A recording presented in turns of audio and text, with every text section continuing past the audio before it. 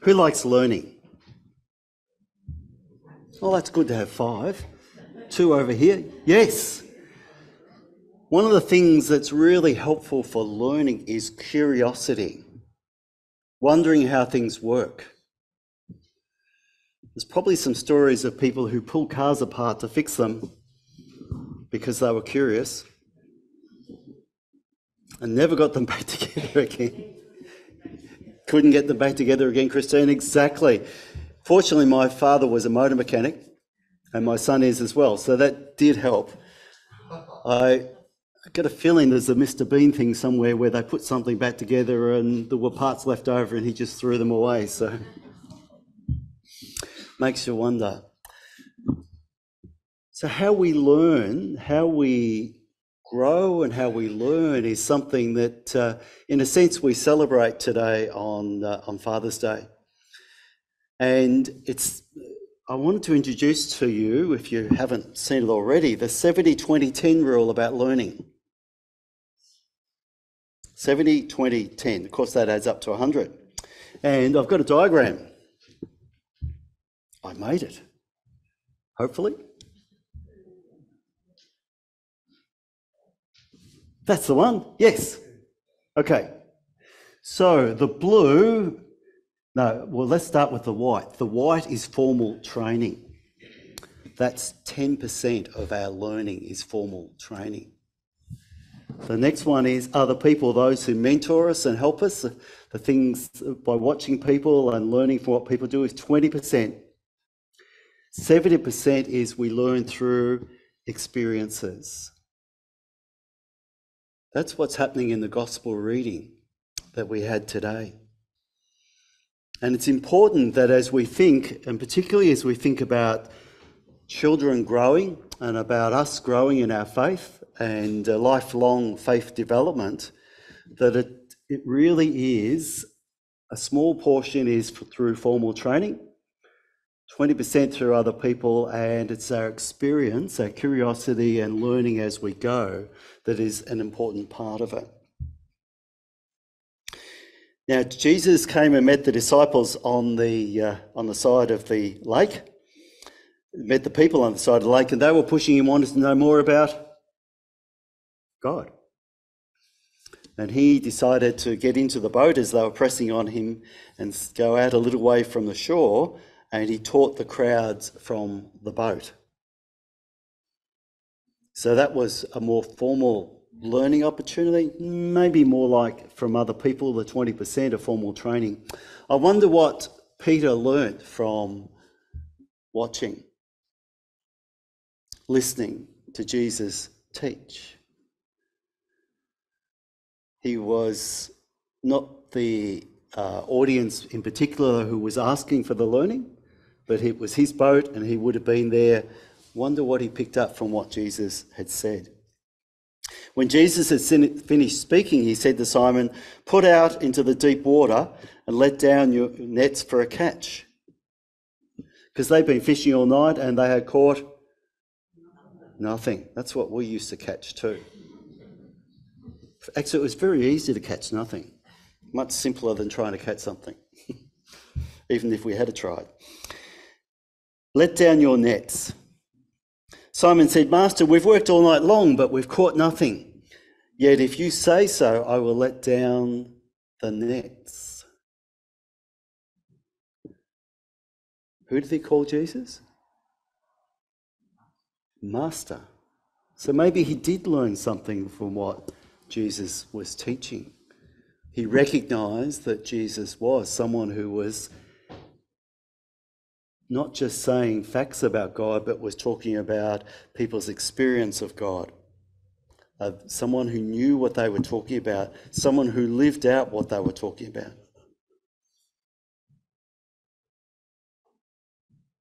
And then later on, Jesus said to Simon, "Do not be afraid after they caught the fish. From now on, you'll be catching people." And when they brought their boats to shore, they left everything and followed him. Question is, what does it mean to push out into the deep water for Peter in that circumstance? A willingness to actually acknowledge or been willing to participate in something that he thought maybe was not going to work, not going to go any better than what the previous efforts had gone. But he was willing to have a go, willing to go out into deeper waters. Question for us, do we like to play in the shallows, or do we like to go out into the deeper water when God pushes us to go out into the deeper waters? Leaving the comfort of being close to shore is something that was picked up in a recent presbytery meeting. I've got a slide there of, this is Sonny Chen talking about Matthew 28. And after explaining all the terms, he put this slide up and showed us his explanation of Matthew 28. And this is what he was saying. Every authority in all domains was given to me. So this is Jesus saying, therefore, first you, in the plural, must leave your comfort zone. So in brackets, there's the words that Sonny has said to help us understand the Greek words that we often misunderstand. You must first leave your comfort zone. Most importantly, you must help outsiders to become my students. That's what Jesus was doing, speaking to the crowd, wasn't it? With the intention of immersing them into God. Now that's his rendition of go and baptize. Immersing them in God.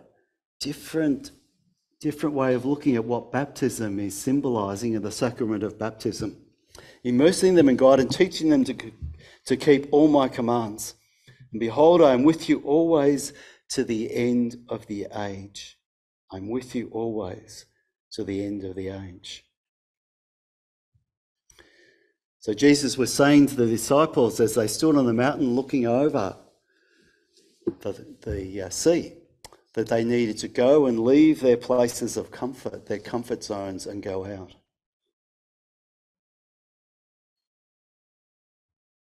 The other thing that was taught at that presbytery meeting was from John Roberto. And I'll show you another diagram. This is Craig. Craig did this one and told us about this work of John Roberto. And what it is the top and bottom there, it's receptive to organised religion, resistant to organised religion. So on a scale, he's saying that people are either receptive to God or not receptive to God, up and down that scale. So hopefully we would put ourselves closer to the top on that scale because we're receptive to God. But there are other people that we meet that are resistant to organised religion. The scale from left to right is openness to spiritual life, because someone can be open to spiritual life but not open to organised religion. So on that scale, you've got your low to high on spiritual life. Now, what Craig was saying and what John Roberto says is that top right-hand corner, which is high organised, high spiritual life, hopefully that's where most of the people in church are. And they're the things that we do to sustain our faith in that way is things like Bible study, small groups, prayer, resources, reading, mentors, creative arts, the things that we like to do. The Bible study groups that we're part of, coming to worship, the things that we do that help us in where we are and meet us where we are, because that's been part of our experience. Now, normally what we do is we sort of think, if only people would come to church. But would that help them? Depending on where they are in that diagram. Because coming to church is okay for us because that's where we feel comfortable. But is that where they're going to feel comfortable and where they're going to learn? So Jesus taught in the boat. He taught Peter in the act of going fishing. Do you reckon Jesus went with Peter? Fishing into the deep? Sally, I agree. I reckon Jesus, if you're going to send someone out to do something, it'd be the good thing to do to actually go with them and to be there with them. And I bet they talked along the way. And maybe they learnt through that, maybe Peter learnt through that experience that prepared him for later. So what Roberto is saying is that you need to meet people where they're at. So if someone is over on the quadrant up at 11 o'clock, then the people who are into doing, and they're not someone who'll go to a Bible study, but they might do things. I remember one gentleman who was very involved in the life of the church, very passionate in a church that I was in, minister of, and he said, but I'd never go to a Bible study. He liked to do his learning through talking, and he was very good at talking. And he was not backward in saying his ideas, but it was the context, though, of sharing ideas about a situation was where he was wanting to work. So the way to help him in his faith formation is through activities, through doing things. The people who are high spiritual organised religion, the ways to engage with them in faith discussion is around arts, symbols, spiritual practices, texts, rituals, things that enrich people's spiritual lives, but aren't necessarily connected to organised religion. To help them to grow, it's a matter of meeting them where they're at. And in the last one, which is low on both levels, they're people that may be interested in health and well-being, things about justice, community activities, and that's where their passion lies, and that's where we can meet them.